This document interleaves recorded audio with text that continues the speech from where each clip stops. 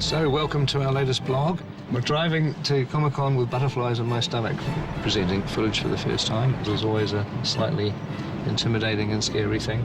Plus, I've got to face a day of interviews. But another 10 hours and it'll all be behind us.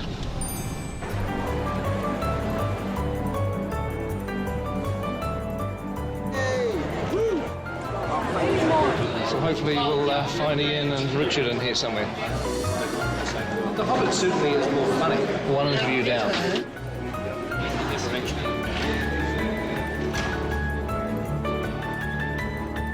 When I call you guys up on stage... We're coming out one at a time. Yes.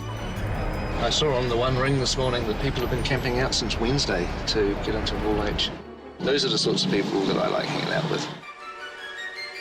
I'm going to be going on soon, and I've been recruited to do some vlog filming with my iPhone, because this camera isn't allowed on stage, but nobody's going to stop me shooting with my iPhone.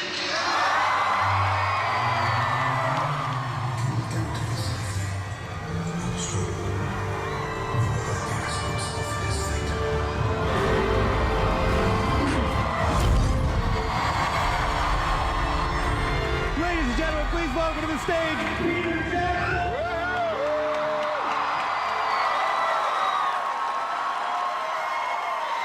Let's bring up a few of our friends that we have here. Philippa Boyens, Andy Serkis, Richard Armitage, Martin Freeman, Sir Ian McKellen. We also have a surprise guest, Elijah Wood.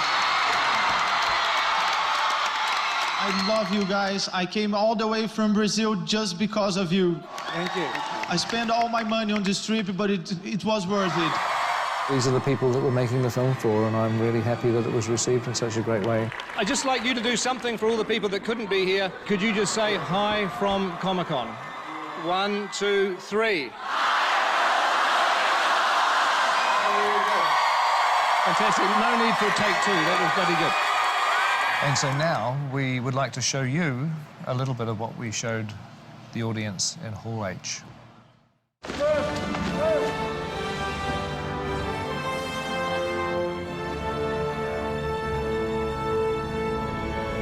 That's great. Yeah, good. Welcome to the last 5 days of our shoot. It's a bittersweet kind of moment. It feels like I'm still at the foot of the mountain. It's a little difficult to do a wrap-out on our last bit of shooting because so much of what we've been doing recently has been filmed too, which is obviously secret. But we'll show you little bits and pieces, little snippets, and there'll be a lot more of what we've been doing that we'll save up for future vlogs. Hey, Comic-Con fans, how are you? This is Dory, coming live from the set of The Hobbit. Stay classy, San Diego. Hi, Comic-Con. John Callan here. I play Oin in The Hobbit. Ibni Anadu Shute, ni Comic-Con. Hi, this is Dwalan saying a big hi to all of you in Comic-Con. Greetings from the very heart of Middle-earth. A really amazing moment for me, I guess. It was the first time we stepped onto Bag End. It's become so embedded in your psyche from what you've seen before. We're all ready to go, and Ian came on for the first time, and you look at him and you go, oh my God, that's Gandalf. I look back on that with fondness because we got to know each other on Bag End, and we really got to know each other as dwarves. Hi Comic-Con, it's Adam Brown here, aka Ori from the Hobbit set. One of the most exciting things, I think, for me was working on these sets that kind of are part of our history. And there was I working on Rivendell with some incredible actors. Just watching Cate Blanchett act, it was very moving. We had shivers down our spines. It was absolutely astonishing. It's been a privilege being back in Middle-earth. Hey, Comic-Con. Hope you're having a good time. My name is Lee Pace. I play the Elven King, Thranduil. Some of the work that I really loved was with Terry Notary, who designs movement for the different races. And the way the elves move is very different than the way the dwarves move, obviously. It was really fun to get into that character and really move in a way that is not human.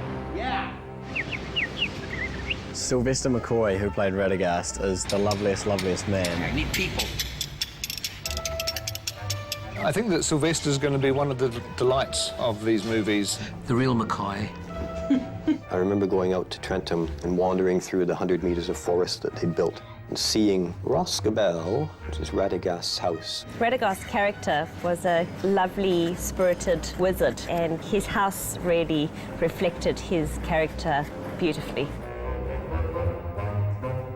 Dale was beautiful. It really was like, it was like being in another country. It was very Moroccan, Turkish, sort of stroke Italian. yeah. Dale was one of the larger sets. It rivals some of the biggest sets we've ever built, which would have been Minas Tirith and Helm's Deep, I guess, in the old days. The city of Dale was such a huge set. You're able to just wander around as if you were in some abandoned city you've always wanted to visit. The most fun I've had on set would probably be the Goblins. Goblin Town, the sets just seem to be really sharp and really angular and lots of flames and lots of bones. We were introduced to the Great Goblin. Well, Barry Humphries is something of an iconic legend in this part of the world, and I've seen 2 or 3 of his Dame Edna stage shows, and Barry and the Goblin King just seem to be a natural fit. Have you seen the pile of intestines? Oh, no, but I'll go and check them out. I don't know if anyone's home, but we'll soon see. I found Bayon's house absolutely mesmerizing. It's one of my favorite parts of the book, and the creation, the carving that they did inside that beautiful barn, and everything was so oversized. I want to write the theme tune, sing the theme tune. We built it to the scale of the dwarves, so it was huge. And it made all of us feel small. I used to be able to stand on that set and look at the crew setting up the camera, and they looked like tiny little people. It was kind of incredible. Morning, everyone. Happy last day. Morning. What we're doing for this shot is we're going to get Orlando up on here. Somebody stuck something to my back. What is it? Second unit, I think we're a bit of the rock and roll unit, and, you know, we have a bit of fun.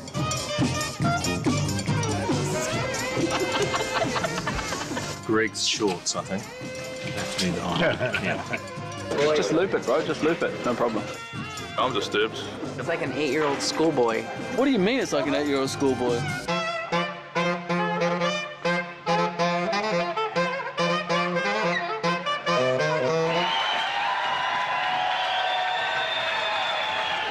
He's a rock star. He has got energy to burn, and that infectious enthusiasm and his absolute dedication made a huge difference to the second unit. And crank it up.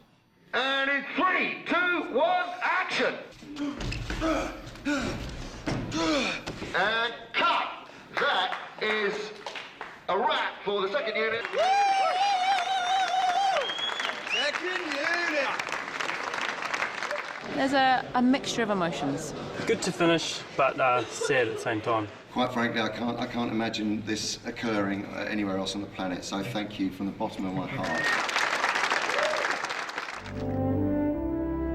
One of the memories that really sticks in my head the most is walking in through the gates of Stone Street at 4:45 in the morning when it's dark and there's no one else here and the stars are still out. And then slowly the studio comes to life and the sun comes up.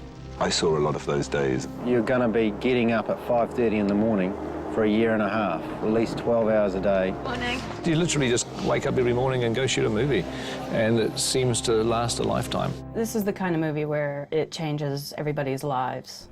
What we do is kind of driven by adrenaline, so we keep going until we collapse.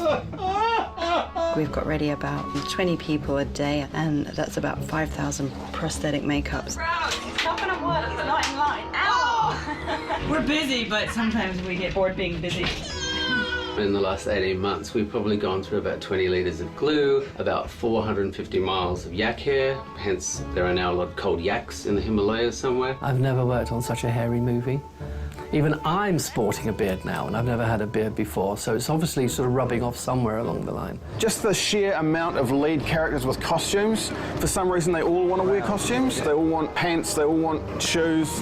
Made for an enormous amount of costumes. All of these clothes to nearly the back of the truck is Bilbo. For Smorg's Lair, we used so much gold paint. I used everything in Australasia, and we had to get it from Germany. Wunderbar. 22,817,520 feet if we were shooting 35mm like this.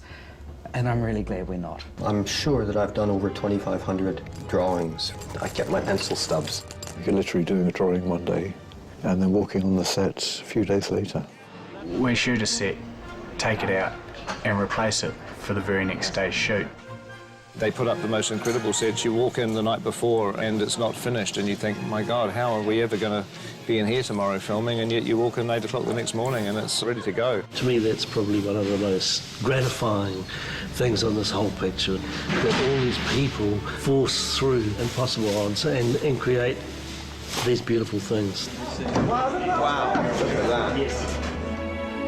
I'll miss the camaraderie of the folks that we've built up and the cast and crew. You know, we've spent an awful long time together. There's like sort of 12 or 13 of us who have been in a mini army.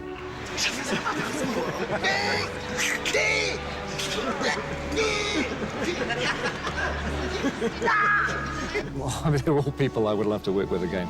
Fantastic cast. I'm surrounded by these mates. I'm surrounded by my comrades. I'm surrounded by these great actors. Please, not every time. Get off. I mean... You get so close that you're able to freely abuse them on a daily basis and they don't seem to mind. And that's the poster. But a very high quality of human beings involved.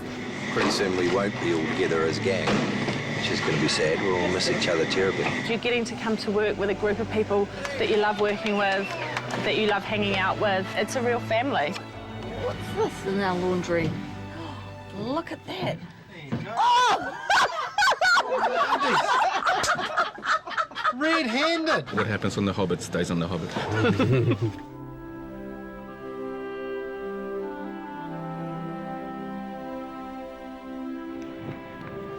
Finishing up in Lakewood today, eh?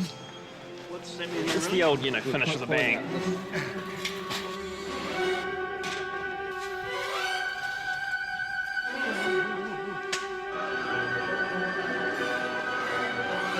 Look out!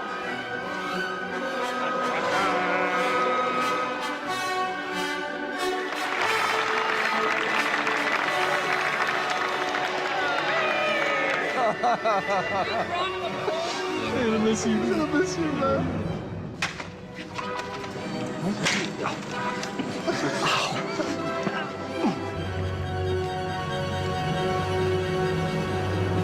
Okay, and action. I need a horse. Why? Where are you going? In search of answers. All right, and cut. Well, unless anybody has anything else they want to shoot, I think we should call that a day. Thank you.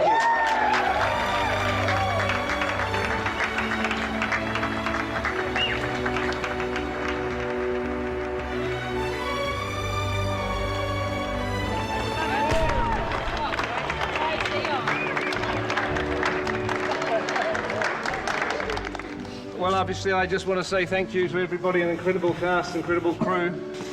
Seems like a lifetime ago that I had to do this speech at the beginning of the shoot. Oh, God, it was a long time ago.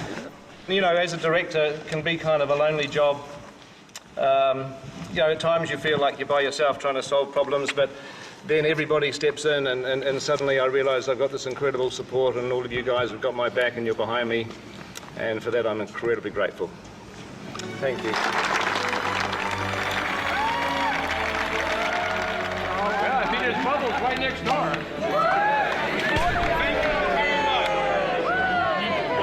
It's been a terrific atmosphere shooting this movie, and I hope the vlogs have in some way given you all a chance to share in that and to experience it for yourselves. And we'll be continuing in post-production. The energy, the environment, everything's going to be very, very different, but it's still got equal amount of challenges. So look forward to seeing you during post-production. It's just lemonade, honestly. Come on, show some love. Put your arm around the person next to you.